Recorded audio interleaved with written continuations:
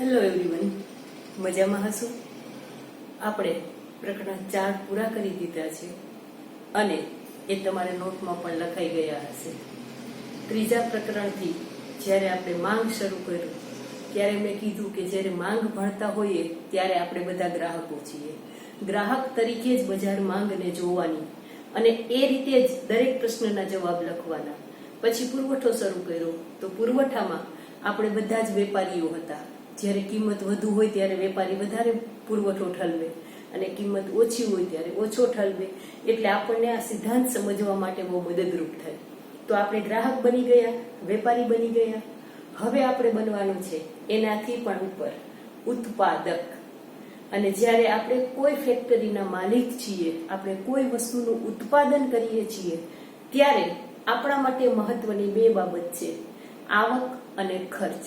એટલે ઉત્પાદક જે છે અને ઉત્પાદન કરનાર વ્યક્તિ અને એ ઉત્પાદન કરનાર આખી પેઢી છે, એની વર્તણૂક માટે મહત્વની બાબત છે કે ભાઈ કેટલો ખર્ચો થાય છે ઉત્પાદન કરવામાં અને એ ઉત્પાદનને વેચીએ ત્યારે કેટલી આવક મળે છે. એટલા માટે આવક અને ખર્ચના ખ્યાલ સમજતી વખતે આપણે બધા જ ઉત્પાદક બની જઈશું અને એ ઉત્પાદકની દ્રષ્ટિએ આપણને મળતી આવક અને આપણને મળતા ખર્ચના સંદર્ભમાં વિચારીશું તો આ ચેપ્ટર ભણવું બહુ સહેલું થઈ જશે. તો સૌથી પહેલા કે આર્થિક વિશ્લેષણમાં ખાસ કરીને પેઢીની વર્તણૂક, એટલે કે એક ઉત્પાદન કરતી આખી પેઢી છે એની વર્તણૂકને સમજવા માટે આવક અને ખર્ચના ખ્યાલ બહુ મહત્વના છે. કારણ કે ઉત્પાદન વ્યક્તિએ કેટલું કરવું અને એ ઉત્પાદન કરવા પાછળ ખર્ચ કેટલો કરવો, આ જોવા માટે એ ઉત્પાદન વેચીએ ત્યારે આવક કેટલી થાય છે એ મહત્વનું છે. એટલા માટે આવક અને ખર્ચના ખ્યાલ વ્યક્તિની ખર્ચ બાજુનો અંદાજ પણ લગાવી શકાય છે આખી પેઢીનો, અને એની આવક બાજુનો અંદાજ પણ લગાવી શકીએ છીએ. તો આવક અને ખર્ચના ખ્યાલ સામાન્ય રીતે પેઢીનું ઉત્પાદનની સપાટી નક્કી કરવા માટે મહત્વનું છે. એટલે સૌથી પહેલી બાબત જોઈએ તો પેઢીની ઉત્પાદનની સપાટી નક્કી કરવા માટે આવક અને ખર્ચના ખ્યાલ પેઢીની ઉત્પાદનની સપાટી નક્કી કરવા માટે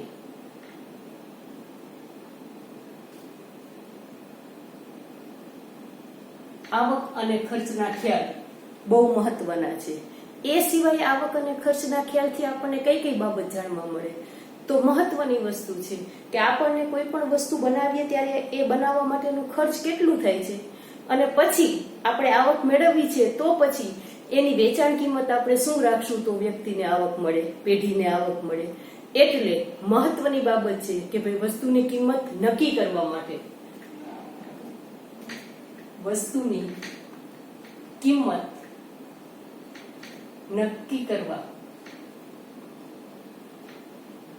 માટે આ આવક અને ખર્ચના ખ્યાલ કઈ કઈ બાબત માટે જરૂરી છે એ આપણે પહેલા ઓલ ઓવર ખ્યાલ મેળવીએ પ્રસ્તાવનાના રૂપમાં. પછીથી આપણે કયા કયા પ્રકારના ખર્ચ છે અને આવક છે એ ડિટેલમાં જોવાનું છે. તો સૌથી પહેલા તો સપાટી નક્કી કરવા માટે, પછી કિંમત નક્કી કરવા માટે કે ભાઈ વસ્તુની કિંમત કેટલી રાખશું. ત્યાર પછી કોઈ પણ ઉત્પાદક પેઢી બજારમાં શા માટે આવે છે? નફો કમાવા માટે. તો મહત્તમ નફો કઈ રીતે મળી શકે? તો પોતાની વસ્તુ છે એ કેટલી કિંમતે વેચે તો વધુ ને વધુ નફો મળી શકે. એટલે પોતાનો નફો મહત્તમ કરવા માટે ત્રીજી વસ્તુ, નફો મહત્તમ કરવા માટે આવક અને ખર્ચના ખ્યાલ બહુ જરૂરી છે. તો મહત્તમ, અને કોઈ પણ ઉત્પાદક પેઢી છે મહત્તમ નફા માટે જ કામ કરતી હોય છે. એટલે મહત્તમ નફો કરવા માટે પણ વ્યક્તિને કેટલી આવક મળે છે અને એની સામે કેટલો ખર્ચ કરે છે એ જોવો બહુ જરૂરી છે. ત્યાર પછી ખર્ચના ખ્યાલોમાં આપણે કેટલા બધા ખર્ચ જોવાના છે. એમાં વ્યક્તિ પેઢીની વર્તણૂક સમજવા માટે અને આ મહત્તમ નફાનો ખ્યાલ, આ બંને ખ્યાલ માટે મહત્વનો છે સીમાંત ખર્ચ. એટલે પેઢીની વર્તણૂક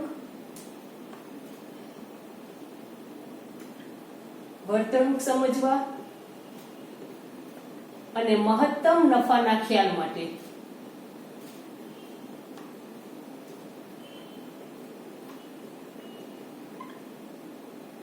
સમજવા માટે, વધઘટ સમજવા માટે અને મહત્તમ નફાના ખ્યાલ માટે સીમાંત ખર્ચનો ખ્યાલ મહત્વનો છે.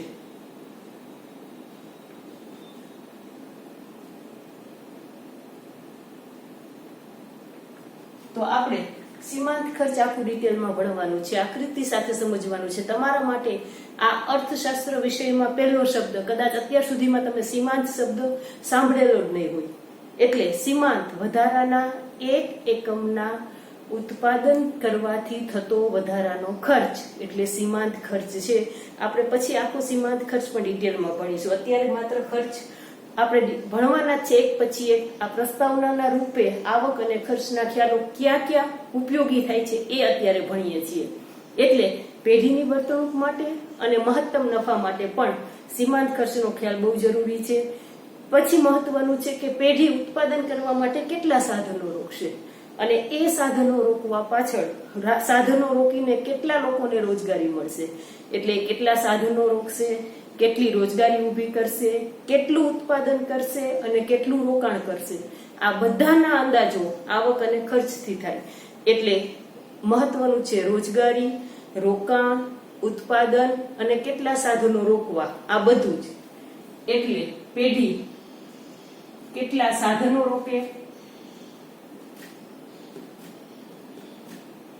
રોકશે, કેટલું ઉત્પાદન કરશે,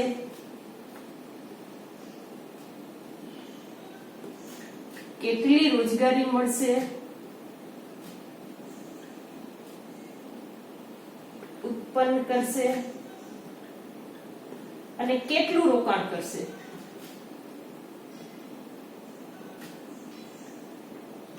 આ બધું જ જાણવા માટે પણ આવક અને ખર્ચના ખ્યાલ બહુ મહત્વના છે.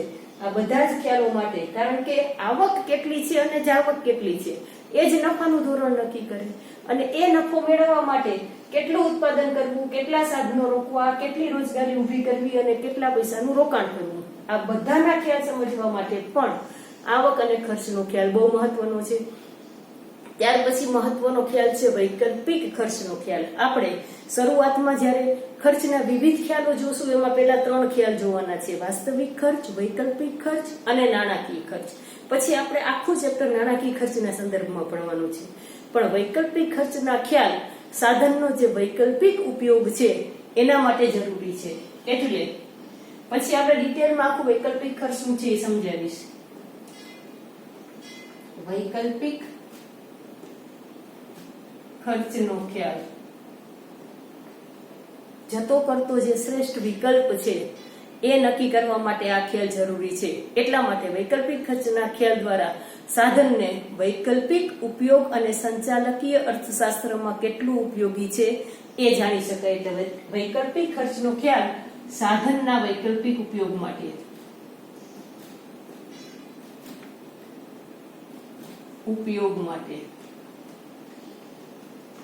સમજી શકાય છે અને જરૂરી છે. અને ત્યાર પછી છે નાણાકીય ખર્ચના ખ્યાલ. તો એના ઉપર તો આપણે આખું ચેપ્ટર ભણવાનું છે કે ભાઈ કેટલો નાણાકીય ખર્ચ થાય છે. તો એ ખર્ચ પેઢીના સંચાલનમાં દિશા સૂચન માટે નાણાકીય ખર્ચનો ખ્યાલ પેઢીના સંચાલનમાં દિશા સૂચન કરવા માટે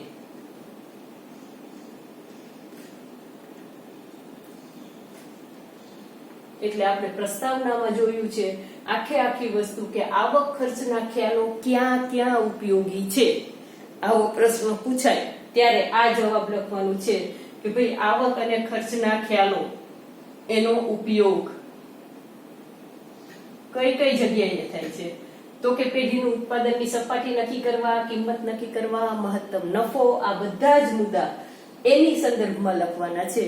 હવે આપણે ખર્ચના વિવિધ ખ્યાલો જોવાના છે અને એ વિવિધ ખ્યાલોમાં મુખ્ય 3 ખ્યાલ પહેલા જોશું અને પછી નાણાકીય ખર્ચના સંદર્ભમાં જે લાંબા ગાળાના અને ટૂંકા ગાળાના ખ્યાલો આવે એને સમજશું.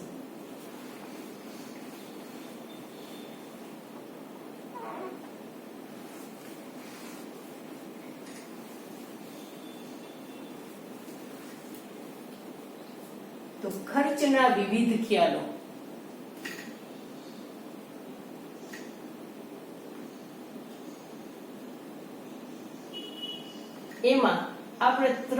પ્રકારના ખર્ચ જોવાના છે.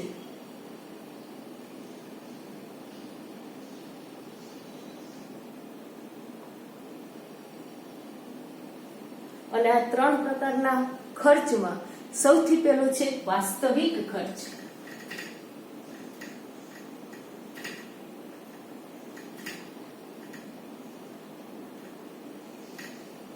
તો વાસ્તવિક ખર્ચ કહેવાય કોને? કારણ કે ઉત્પાદન કરવા માટે જેટલા સાધનોને ઉત્પાદનમાં લગાડવામાં આવે છે, જમીન, મૂડી, શ્રમ, નિયોજક, ઉત્પાદનના 4 સાધન હંમેશ માટે યાદ રાખી લેવાનું છે કે કોઈ પણ વસ્તુનું ઉત્પાદન કરવા માટે જમીન જોશે, મૂડી જોશે, શ્રમ જોશે, નિયોજન શક્તિ જોશે. પછી એ કોઈ પણ વસ્તુ હોય, ઉત્પાદન માટે તો અનેક સાધનો જોઈએ, પણ આ 4 મુખ્ય છે જેમાં બધું જ આવી જાય.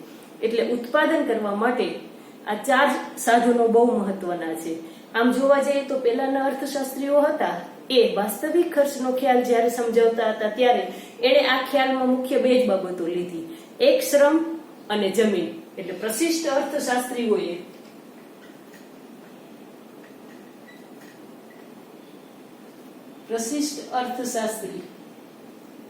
એણે વાસ્તવિક ખર્ચને સમજવા માટે શ્રમ અને જમીન આ 2 જ વસ્તુઓને ગણતરીમાં લીધી હતી. પરંતુ આધુનિક અર્થશાસ્ત્રીઓ એવું કહે છે કે ભાઈ એમાં મૂડીનું રોકાણ કરનાર અને નિયોજક બહુ જરૂરી છે. એટલે મૂડી અને નિયોજક એ આધુનિક અર્થશાસ્ત્રીઓએ ઉમેર્યું છે. એક માર્ક કે ટૂંકા પ્રશ્નમાં આવે, આધુનિક અર્થશાસ્ત્રીઓ આની સાથે મૂડી અને નિયોજક નો પણ સમાવેશ કર્યો છે. એટલે પ્રશિષ્ટ અર્થશાસ્ત્રી માત્ર શ્રમ અને જમીનના સંદર્ભમાં જ વાસ્તવિક ખર્ચ ગણાવતા હતા, પરંતુ આધુનિક અર્થશાસ્ત્રીઓ એવું કહે છે કે આ અધૂરો ખ્યાલ છે. એમાં શ્રમ, જમીન તો હોય જ, સાથે મૂડી અને નિયોજક પણ હોવા જોઈએ. એટલે નિયોજન શક્તિનો પણ સમાવેશ થવો જોઈએ. એટલે સમગ્ર રીતે માર્શલે સરસ મજાનો એનો અર્થ આપ્યો છે કે વાસ્તવિક અર્થશાસ્ત્ર એટલે શું. એનો અર્થ કોણે આપ્યો તો કે પ્રોફેસર માર્શલ. વાસ્તવિક ખર્ચ કોને કહેવાય છે? કોઈ પણ વસ્તુનું ઉત્પાદન થાય છે ત્યારે એનો વાસ્તવિક ખર્ચ કેટલો છે અને વાસ્તવિક ખર્ચ કોને કહેવાય છે? તો કે માર્શલના મત પ્રમાણે ઉત્પાદન પ્રક્રિયામાં જે વસ્તુઓ કે વ્યક્તિઓ સંકળાયેલી છે, જે 4 ઉત્પાદનના સાધનો છે, એટલે ઉત્પાદન પ્રક્રિયા સાથે સંકળાયેલા શ્રમિકો, પછી નિયોજક, મૂડીપતિ, ખાસ જમીનને તો કોઈ શારીરિક કે માનસિક કોઈ પણ પ્રકારનો શ્રમ લાગુ પડે. મેઇન વસ્તુ એ છે કે ખાસ જમીન અને મૂડી એ જીવંત નથી. જીવંત કયા છે સાધન? 2 જ છે, એક શ્રમ અને એક નિયોજક. કારણ કે શ્રમ શક્તિ એટલે કે મજૂરો જેને વેતન મળે છે એ માણસો છે, અને નિયોજક એ પણ માણસ છે. વાસ્તવિક ખર્ચનો ખ્યાલ જીવંતતા સાથે સંકળાયેલો સૌથી વધારે છે. એટલે ઉત્પાદન પ્રક્રિયા સાથે સંકળાયેલ શ્રમિક, નિયોજકો, મૂડીપતિઓ એ પણ નિયોજક છે ને, પોતાની મૂડી ત્યાં રોકેલી છે. એટલે મૂડીપતિઓને જે માનસિક અને શારીરિક શ્રમ ઉઠાવવું પડે છે અથવા તો થાક લાગે છે તેને વાસ્તવિક ખર્ચ કહેવામાં આવે છે. જો મહત્વનો અર્થ કોને કોને તો કે નિયોજક, શ્રમિકો, મૂડીપતિઓ જે માનસિક અને શારીરિક કષ્ટ ઉઠાવે છે તે વસ્તુના ઉત્પાદનનું વાસ્તવિક ખર્ચ છે. ખાસ વાસ્તવિક ખર્ચ એટલે શું અર્થ આવે ત્યારે માર્શલે આપેલો અર્થ ઉત્પાદન પ્રક્રિયા સાથે સંકળાયેલ શ્રમિક, નિયોજક અને મૂડીપતિ. કોણ કોણ? શ્રમિક, નિયોજક અને મૂડીપતિ જે માનસિક અને શારીરિક કષ્ટ ઉઠાવે છે તેને વાસ્તવિક ખર્ચ કહેવામાં આવે છે. કારણ કે કોઈ પણ ઉત્પાદન પ્રક્રિયા સાથે સંકળાયેલ, દાખલા તરીકે આપણે શ્રમિકની વાત કરીએ, સવારમાં ઉઠીને કામે જવું પડશે, વહેલા ઉઠવું પડશે, આખો દિવસ ખેતરમાં કામ કરતો શ્રમિક હશે તો એને તડકામાં કામ કરવું પડશે, તો એને થાક તો લાગશે ને, કષ્ટ તો થશે જ ને. નિયોજક છે તો એ પણ પોતાની આરામની જિંદગી છોડીને પોતે જે ઉત્પાદન કરે છે, જે ફેક્ટરી સ્થાપેલી છે, એમાં મૂડીપતિ એટલે કે ક્યાંકથી પૈસા ગોતવા પડશે, મૂડીને રોકવી પડશે, શ્રમિકો ગોતવા પડશે, જમીન ફેક્ટરી સ્થાપવી, યંત્રો લાવવા, મજૂરો ગોતવા, કારીગરો, વીજળી, સિંચાઈ, કેટલી બધી સગવડો કરવી પડશે. તો એને પણ કામ કરવાનો થાક લાગે છે, કષ્ટ ઉઠાવે છે. એટલે એ નિયોજકોને પણ જે કષ્ટ ઉઠાવવું પડે છે એ, અને મૂડીપતિ કે જે પોતાના પૈસા ધંધામાં રોકે છે, જો એ ધંધામાં ન રોકે અને હરે ફરે ને મજા કરે તો, બહુ જાજા પૈસા હોય, કરોડપતિ હોય તો ફોરેન ટ્રીપ જતા રહીએ, અથવા તો જેની પાસે જેટલા પૈસા છે એટલા ખાઈ પીએ, મોજ મસ્તી કરીને ઉડાડી દે તો જીવવાની મજા આવે. એને બદલે એ પોતાના મોજ, શોખ, આનંદ બધું જ જતું કરે છે અને પૈસા રોકે છે. એટલે એને શારીરિક કે માનસિક કષ્ટ ઉઠાવવું પડે છે. અને આ કષ્ટ બધાનું વ્યક્તિગત છે, એને માપી ન શકાય. જેમ અત્યારે તમે બધા ઓનલાઈન ભણવા બેઠા છો તો દરેક વ્યક્તિને જુદી જુદી અનુભૂતિ થતી હોય છે.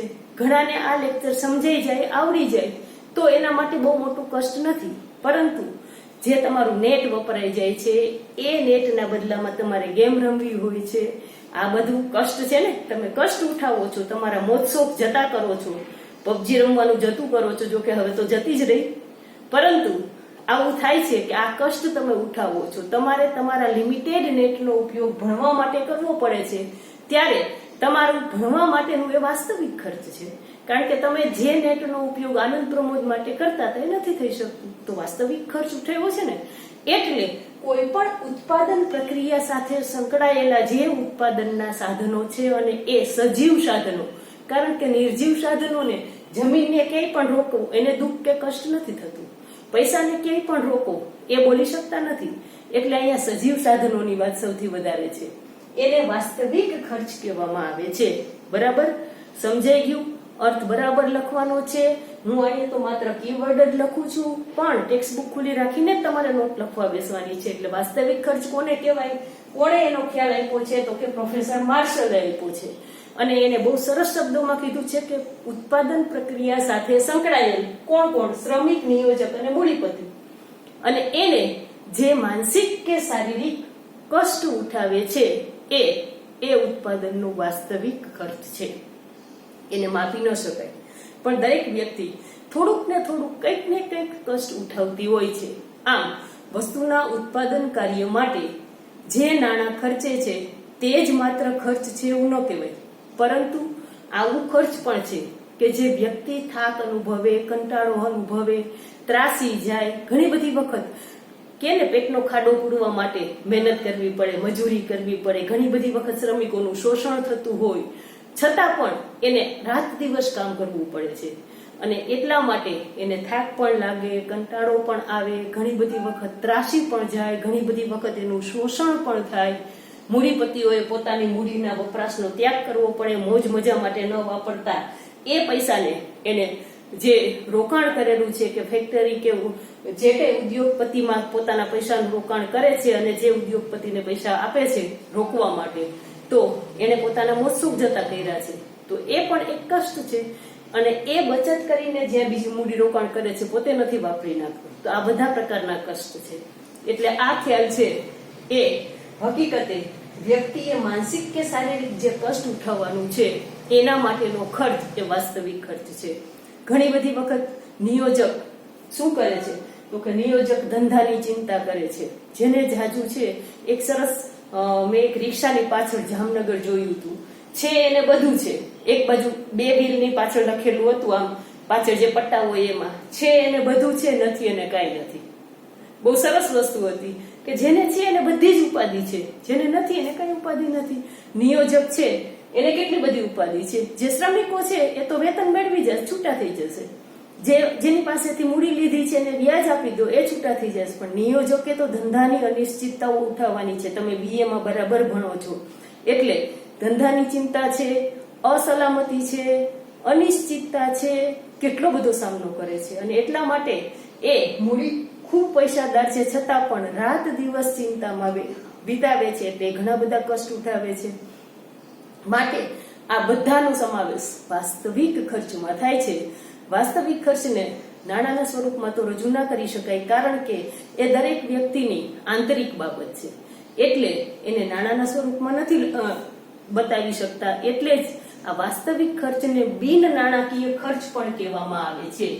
આને બિન નાણાકીય ખર્ચ કહે છે, કારણ કે એને નાણાંના સ્વરૂપમાં તો અનુભૂતિ છે, દરેકની ફિલિંગ છે એ અલગ અલગ છે, એટલા માટે એને બિન નાણાકીય ખર્ચ પણ કહે છે. ઘણી બધી વખત MCQ કે 1 માર્ક માટે પણ પૂછે કે વાસ્તવિક ખર્ચને બીજા કયા નામે ઓળખવામાં આવે છે, તો એ બિન નાણાકીય ખર્ચ છે. આમ પ્રોફેસર માર્શલ બહુ સરસ ટૂંકમાં આ વાસ્તવિક ખર્ચને સરસ રીતે સમજાવી દીધું છે. ઉત્પાદનના સાધનોનો આ વાસ્તવિક ખર્ચનો સામનો કરે છે, તે માટે તેને આકર્ષવા માટે શા માટે બધા જ આટલી બધી મહેનત કરે છે, એના બદલામાં કંઈક મળે છે ને, અને એને આકર્ષવા માટે શું મળે છે, તો કે ચારે ચાર સાધનોને વળતર પેટે આપણે જે ચૂકવીએ છીએ તે જમીનને શું ચૂકવીએ, ભાડું, મૂડીને શું ચૂકવીએ, વ્યાજ, નિયોજકને શું મળે છે, નફો. એટલે જમીન, મૂડી, નિયોજક અને શ્રમિકને શું મળે, વેતન. તો એના બદલામાં એને વેતન, વ્યાજ, નફાના સ્વરૂપે વળતર, વેતન, વ્યાજ, નફા ના સ્વરૂપે વળતર ચૂકવવામાં આવે છે, જેથી કરીને એ પોતે જે કષ્ટ ઉઠાવે છે એના બદલામાં એને કંઈક મળે તો છે, એને સંતોષ મળે, એટલા માટે એને આ સ્વરૂપે વળતર. બાકી મફતમાં તો કોઈ સવારે વહેલા ઉઠીને કામે ન જાય. જો તમને કશું મળવાનું નથી, 11મું ધોરણ ભણીને આગળ કંઈ થવાનું નથી, તો તમે પણ તમારું નેટ આ વિડીયો જોવા પાછળ ન વાપરો. તમે પણ તમારી મનગમતી પ્રવૃત્તિઓ કરો, મનગમતા વિડીયો જોવો, મનગમતા પિક્ચર જોવો, પણ તમને ખબર છે કે તમારું ભવિષ્ય આની સાથે સંકળાયેલું છે. માટે જે તમને વળતર મળવાનું છે એ અત્યારે નથી મળવાનું, ભવિષ્યમાં મળવાનું છે, પણ વળતર મળવાનું છે માટે તમે એ કષ્ટ ભોગવો છો. આમ વાસ્તવિક ખર્ચ છે એ અનુભવનું બાબત છે, એટલે અમુક મુશ્કેલીઓ પણ છે કે વાસ્તવિક ખર્ચના માપનની મુશ્કેલીઓ કઈ કઈ. વાસ્તવિક ખર્ચના માપનની મુશ્કેલી. તો આપણને વાસ્તવિક ખર્ચ, એક તો એને નાણાકીય રીતે માપી નથી શકાતું, આંકડામાં ગણી નથી શકાતું, એટલે અને વ્યક્તિનો થાક, કંટાળો, એનો ત્યાગ, આ બધાનો સમાવેશ વાસ્તવિક ખર્ચમાં થયા છે. તો એ મનોવૈજ્ઞાનિક અને આત્મલક્ષી બાબત છે. MCQ પણ પૂછાય કે વાસ્તવિક ખર્ચ શું છે. એ મનોવૈજ્ઞાનિક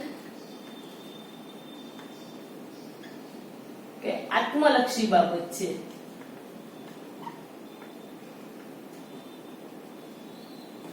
એક વ્યક્તિને એક કામ કરવાનો અતિશય કંટાળો આવતો હોય, બીજી વ્યક્તિને ગમતું કામ હોય તો એ જ કામ કરવાનો આનંદ આવતો હોય. તમે સમગ્રપણે ન ગણી શકો કે એનો વાસ્તવિક ખર્ચ કેટલો છે. એટલે આત્મલક્ષી છે, દરેક વ્યક્તિનો અલગ અલગ હોય છે. એટલે સૌથી પહેલું તો એ મનોવૈજ્ઞાનિક કે આત્મલક્ષી બાબત છે. તેવી બાબતોને માપવાનું કામ તો પૂરેપૂરું મુશ્કેલ હોય, કારણ કે એ દરેક વ્યક્તિનું અલગ અલગ હોય છે. ઉપરાંત કારખાનામાંથી જે ધુમાડો નીકળે છે એ આસપાસના રહેતા લોકો માટે સ્વાસ્થ્ય બગાડનારું હોય છે, કારણ કે વાતાવરણ બગાડે, પ્રદૂષણ ફેલાવે છે. તો હકીકતે એ લોકોના સ્વાસ્થ્ય ઉપર વિપરીત અસર કરે છે. પરંતુ આ વિપરીત અસર સામાજિક દ્રષ્ટિએ ખર્ચ છે, પણ એને માપી શકાતો નથી કે ભાઈ કેટલી વિપરીત અસર કરે છે. એટલે સૌથી પહેલા તો એ આત્મલક્ષી ખ્યાલ છે, એ એની પહેલી મુશ્કેલી માપનની. અને બીજું આ જે ઉદાહરણ આપેલું છે કે જે સામાજિક દ્રષ્ટિએ નુકસાનકારક છે, અને એ સામાજિક દ્રષ્ટિએ ખર્ચ છે પણ માપી શકાતો નથી. કારખાનામાંથી નીકળતો ધુમાડો, એટલે કે કારખાનાનો ધુમાડો પ્રદૂષણ ફેલાવે, પણ માપી શકાતો નથી.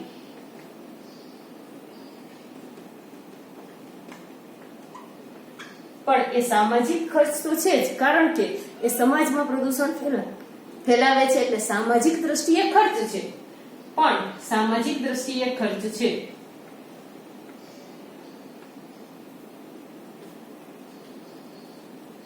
એટલે સૌથી પહેલા આપણે વાસ્તવિક ખર્ચ એટલે શું અને એને માપનની મુશ્કેલીઓ કઈ છે એ આપણે એના મુખ્ય 2 મુદ્દા જોયા. હવે આપણે આમાં જ બીજો ખર્ચ જોઈએ, વૈકલ્પિક ખર્ચ.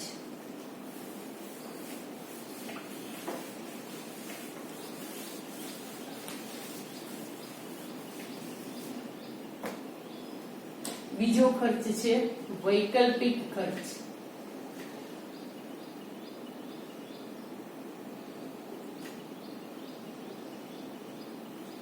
તો આ વૈકલ્પિક ખર્ચ શું છે? કારણ કે અહીંયા વૈકલ્પિક એટલે કે વિકલ્પ આપવામાં આવેલો છે.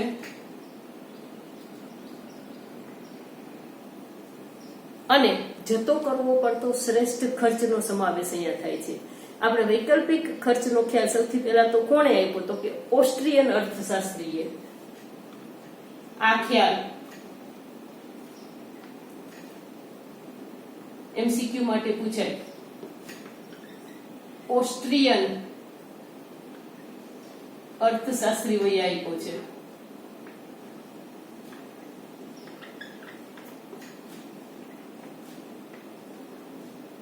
પણ એનો વ્યવસ્થિત ખ્યાલ માર્શલે જ આપેલો છે. એટલે બે પ્રકારના પ્રશ્નો પૂછાય કે ભાઈ એનો મૂળભૂત ખ્યાલ શરૂઆત કોણે કરી ને કોણે આપ્યો? તો કે ઓસ્ટ્રિયન અર્થશાસ્ત્રીએ આપ્યો. પરંતુ એને વ્યવસ્થિત રૂપે કોણે રજૂ કર્યો? તો કે માર્શલે રજૂ કરેલો છે.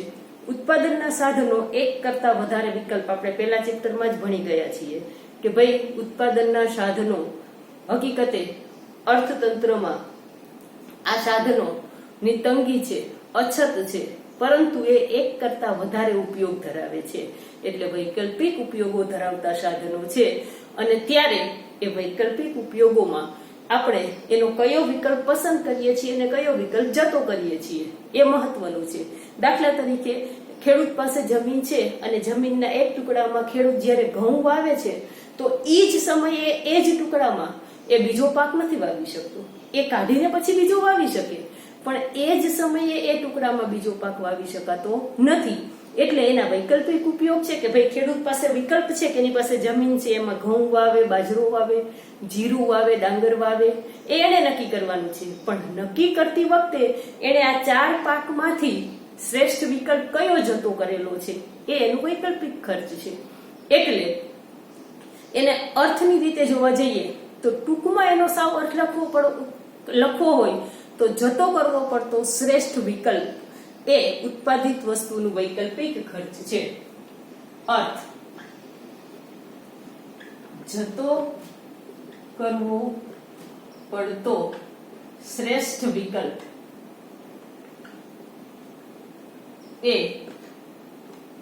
ઉત્પાદિત વસ્તુનું વૈકલ્પિક ખર્ચ છે. અને ઉદાહરણથી સમજશું ને એટલે બહુ સરળતાથી સમજાઈ જશે કે આ જતો કરવો પડતો શ્રેષ્ઠ વિકલ્પ છે શું? ઉત્પાદનના સાધનોને કોઈ એક કાર્યમાં રોકવામાં આવે તો તે સાધનને બીજો શ્રેષ્ઠ વિકલ્પ જતો કરવો પડતો હોય છે. અને આ જે શ્રેષ્ઠ વિકલ્પ જતો કરે છે ને એ જ એનું વૈકલ્પિક ખર્ચ છે. આવી સરસ જે વ્યાખ્યા આપેલી છે એ માર્શલે આપેલી છે. પણ એને શોર્ટમાં તમે એનો અર્થ પૂછાય ત્યારે આટલું લખો તો હાલે કે જતો કરવો પડતો શ્રેષ્ઠ વિકલ્પ એ ઉત્પાદનનું વૈકલ્પિક ખર્ચ છે. હવે ઉદાહરણની દ્રષ્ટિએ જોઈએ તો જમીનનો એક ટુકડો છે અને એ ટુકડામાં તમારી પાસે 2 વિકલ્પ છે. કાં તો તમે એમાં ઘઉં વાવો અથવા તો એમાં જીરું વાવો. જ્યારે આપણે શિયાળુ પાકની વાત કરીએ ત્યારે દરેક ખેડૂત પાસે આ વિકલ્પ હોય કે ભાઈ એને ઘઉં વાવવું છે, જીરું વાવવું છે કે પછી એમાં ડાંગર વાવે. એ દરેક ખેડૂત, ત્યાંનું વાતાવરણ, ખેડૂતની જમીનની અંદર જે કંઈ એની પોષણક્ષમ જે તત્વો છે એના આધારે ખેડૂત નક્કી કરતો હોય છે કે કયું વિકલ્પ આપણી પાસે. કારણ કે સિંચાઈની સગવડ પણ જરૂરી છે, કેટલું પાણી છે, જમીનનો પ્રકાર કેવો છે, એ બધા ઉપર વિકલ્પ નક્કી થાય. પણ ધારો કે એક ખેડૂત પાસે આ 2 વિકલ્પ છે કે કાં તો એ પોતાની જમીનમાં ઘઉં વાવી શકે કાં તો જીરું વાવી શકે. હવે ઘઉં વાવશે તો એને 2 લાખ રૂપિયા મળશે, આવક થશે.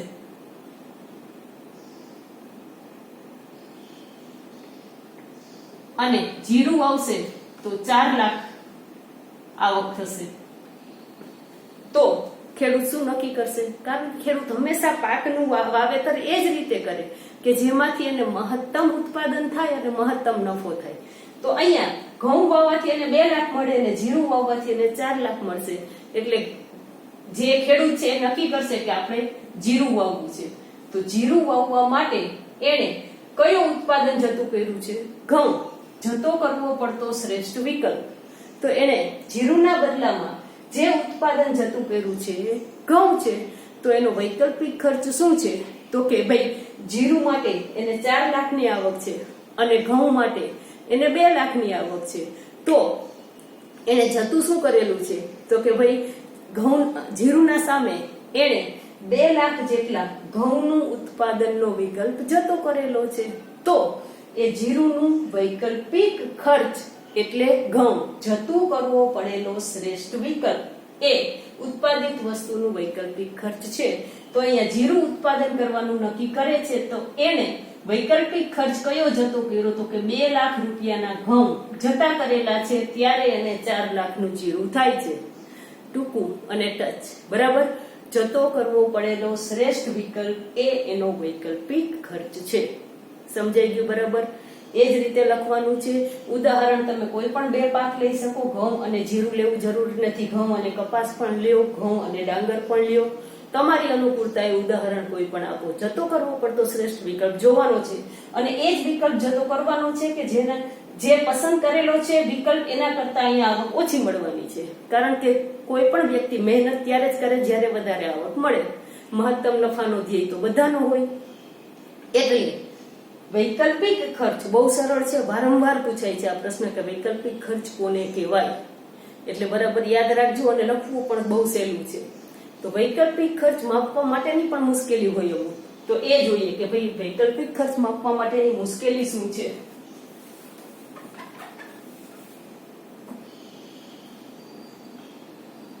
ખર્ચ માપનની મુશ્કેલી.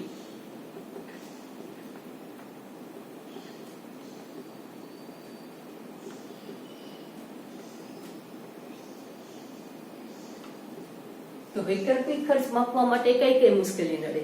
સૌથી પહેલું તો એકોપયોગી સાધન. એકોપયોગી સાધન આ પેલી મુશ્કેલી.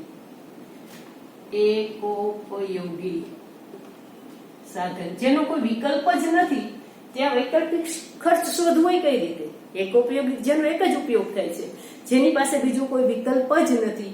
જેવાય અમુક જગ્યાએ તમે જુઓ ઉત્તર પ્રદેશમાં ઘાસના મેદાનો, તટીય નદી પ્રદેશના ઘાસના મેદાનો. તો આ ઘાસના મેદાનો ત્યાં ગમે તે ઈચ્છે છતાંય બીજું કઈ થાય જ નહીં, ઘાસ જ જાય. તો ત્યાં વૈકલ્પિક ખર્ચ થતો જ નથી. કારણ કે અમુક ખેડૂતો પાસે એવા પ્રકારની જમીન હોય કે એને 2 લાખના ઘઉંનું વાવેતર જ પસંદ કરવું પડે. કારણ કે ત્યાં જીરુંનું ઉત્પાદન થતું જ ન હોય, એની ફળદ્રુપતા જે પ્રકારની ન હોય. તો એની પાસે જતો કરવાનો વિકલ્પ છે જ નહીં. એટલે જે સાધનનો એક જ ઉપયોગ છે એની પાસે જતો કરવા માટેનો વિકલ્પ હોતો નથી. બીજી વસ્તુ, વિશિષ્ટ ઉપયોગના સાધનો. વિશિષ્ટ ઉપયોગ ધરાવતા સાધનો. તો અમુક સાધનો એવા છે કે જેનો એકમાત્ર ઉપયોગ થતો હોય અને વિશિષ્ટ ઉપયોગ હોય કે જેની અવેજી વસ્તુ ઉપલબ્ધ ના હોય. દાખલા તરીકે કોઈ અણુશક્તિ કે અણુશક્તિનું જ્ઞાન ધરાવતો વૈજ્ઞાનિક. અણુશક્તિ નું જ્ઞાન ધરાવતો વૈજ્ઞાનિક. તો આ વૈજ્ઞાનિકના બદલામાં બીજા ઘણું બધું જ્ઞાન ધરાવતા હોય પણ આ જ જ્ઞાન ધરાવતો વૈજ્ઞાનિક હોય નહીં. તો પછી આ સાધન એવું છે, આ ઉત્પાદનનું સાધન છે ને વ્યક્તિ પણ, કારણ કે શ્રમિક પણ ઉત્પાદનનું સાધન છે અને નિયોજક કરનાર વ્યક્તિ પણ ઉત્પાદનનું સાધન છે. તો આ વૈજ્ઞાનિક છે એના બદલામાં તમે બીજાનો ઉપયોગ ન કરો તો અહીંયા શ્રેષ્ઠ વિકલ્પ જતો કરી શકાય એવું કઈ છે નહીં. અથવા તો કોમ્પ્યુટરનું વિશિષ્ટ જ્ઞાન ધરાવતા હોય, અથવા તો ખગોળીય વિશિષ્ટ જ્ઞાન ધરાવતા હોય, અથવા તો અમુક ઓપરેશન માટેના અમુક સ્પેશિયલિસ્ટ છે કે જેના જેવું બીજા એના જેવું પણ નજીકનું તદ્દન એના ઓપ્શનમાં વાપરી શકાય એવું કામ ન કરી શકતા હોય ત્યારે કહેવાય કે ભાઈ આ વિશિષ્ટ ઉપયોગ ધરાવતું સાધન છે. તો એના માટે વૈકલ્પિક ઉપયોગ હકીકતે છે જ નહીં. તો આવા સંજોગોમાં વૈકલ્પિક ખર્ચ માપવા માટેની આ 2 મુશ્કેલીઓ તમારે યાદ રાખવાની છે.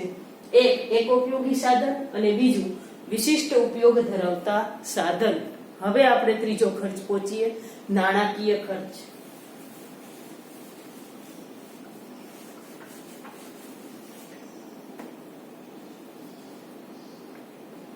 નાણાકીય ખર્ચ.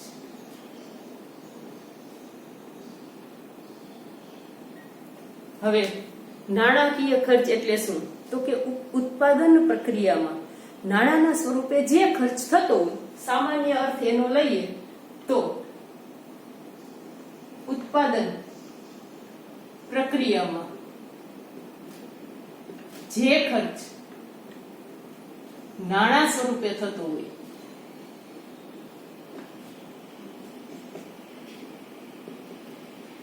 તે નાણાકીય ખર્ચ. કોઈ પણ આપણે ફેક્ટરી સ્થાપીશું ત્યારે પૈસા તો જોશે જ. એ જમીન લેવી હશે, એ મૂડી માટે, જમીન માટે, શ્રમ માટે, બધા જ માટે. કારણ કે શ્રમિકને વેતન ચૂકવવાનું છે, મૂડીને પણ વ્યાજ ચૂકવવાનું છે. તો ઉત્પાદન પ્રક્રિયામાં જે ખર્ચ નાણાં સ્વરૂપે આપણે રોકડા પૈસા ગણીને જે ખર્ચ કરીએ છીએ, અને મોટે ભાગે આપણે વાસ્તવિક અને વૈકલ્પિક ખર્ચના ખ્યાલને ઉત્પાદન પ્રક્રિયામાં બહુ મહત્વ નથી આપવામાં આવતું. મહત્વનું છે નાણાકીય ખર્ચ. કારણ કે પૈસા છે તો જ તમે કોઈ પણ પ્રકારની ફેક્ટરી સ્થાપી શકો. એટલા માટે નાણાકીય ખર્ચ સમજવું બહુ જરૂરી છે. ઉત્પાદન પ્રક્રિયામાં જે ખર્ચ નાણાં સ્વરૂપે થતું હોય તો એને 1 માર્કનો એનો અર્થ પૂછાય ત્યારે આ રીતે લખવાનો છે. એને નાણાકીય ખર્ચ કહેવાય. દાખલા તરીકે એક પેન બનાવતી ફેક્ટરી હોય, પેન બનાવતી ફેક્ટરી, અને એ પેન બનાવતી ફેક્ટરીમાં 1000 પેનનું ઉત્પાદન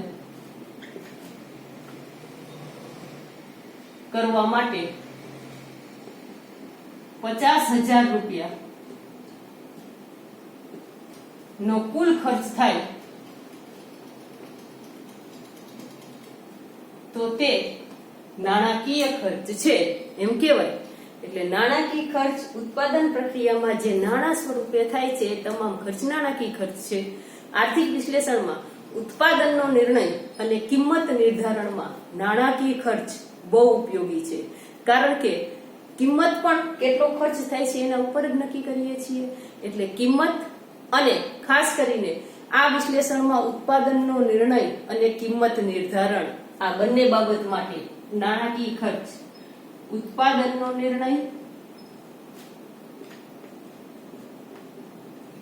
અને કિંમત નિર્ધારણ, આ બંને માટે નાણાકીય ખર્ચ બહુ જરૂરી છે.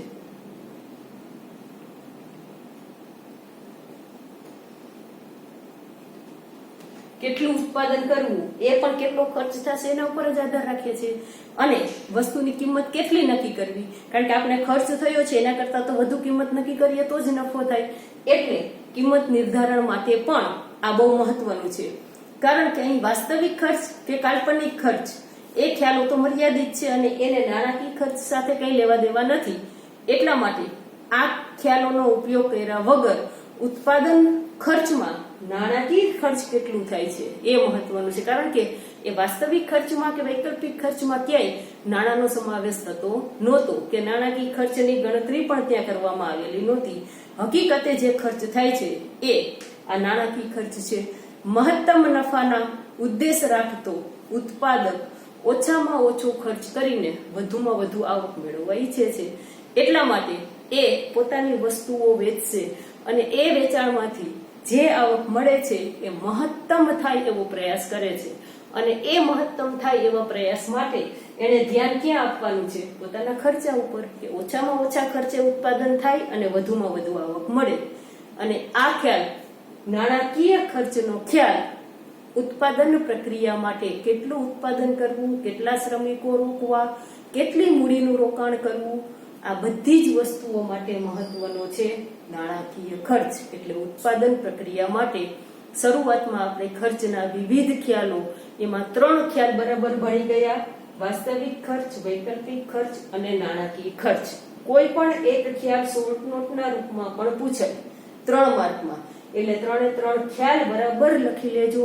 હવે પછી આપણે ટૂંકા ગાળાના જે ખર્ચા થાય, લાંબા ગાળાના ખર્ચા, હવે નાણાકીય ખર્ચના સંદર્ભમાં જ બધા જ ખર્ચાઓ ભણવાના છે. એ પછીના વિડીયોમાં ભણીશું. નમસ્તે.